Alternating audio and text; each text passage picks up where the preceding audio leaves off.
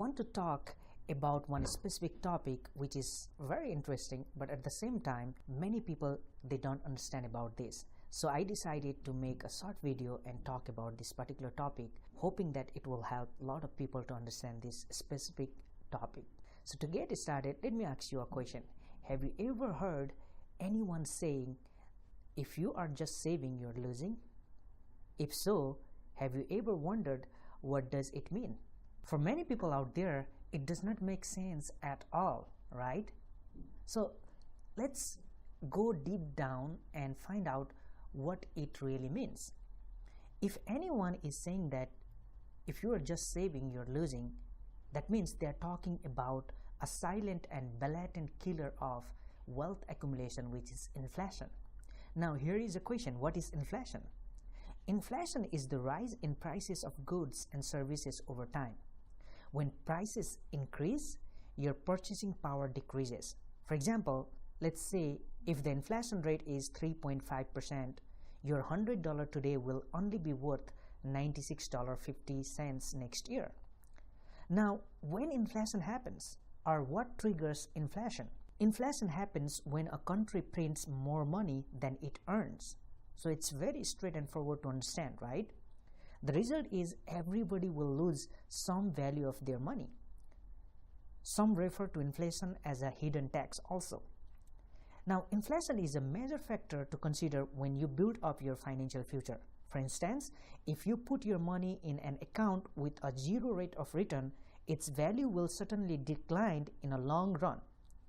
In the last 100 years, from 1914 to 2014, the US inflation rate averaged 3.32%.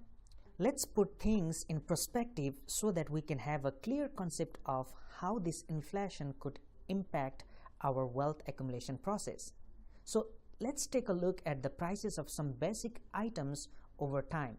The average cost of new home back in 1970s used to be $23,450, but back in 90s it became $123,000, and eventually in 2013 it became $289,500.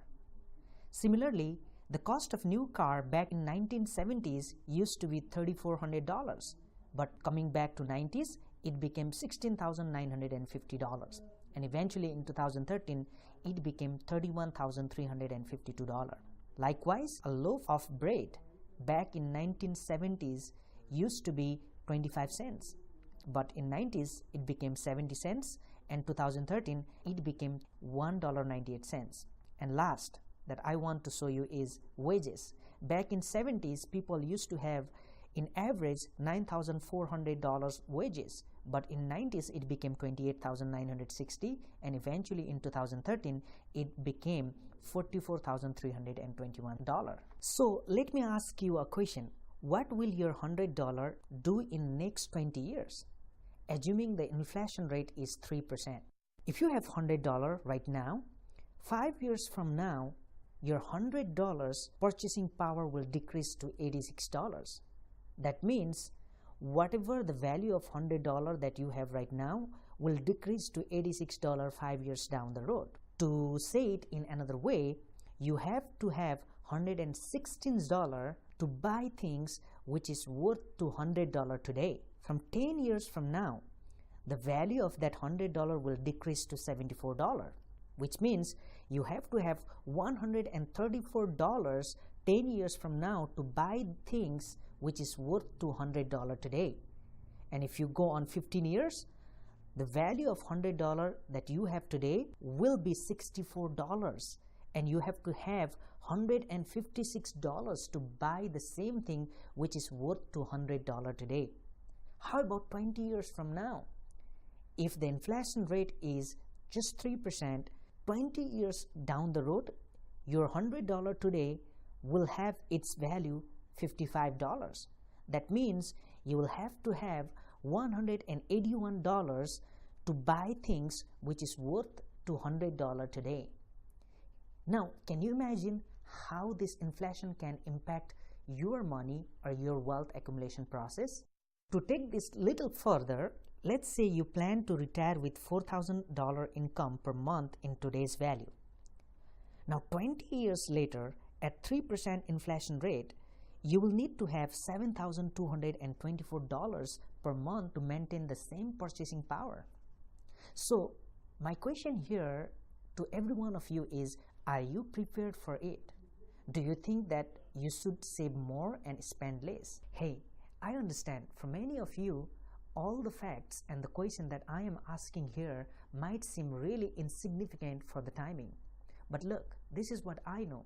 By the time you realize everything that I'm talking right now, you might not have enough time left to make up all these things for your financial future. That is why I tell you this.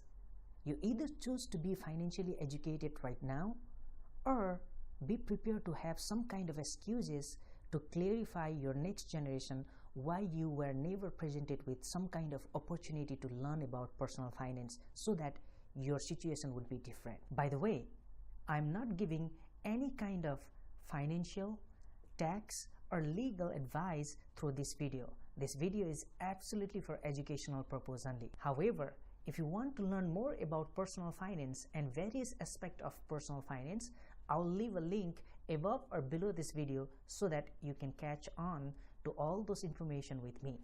With that, this is Albi signing off.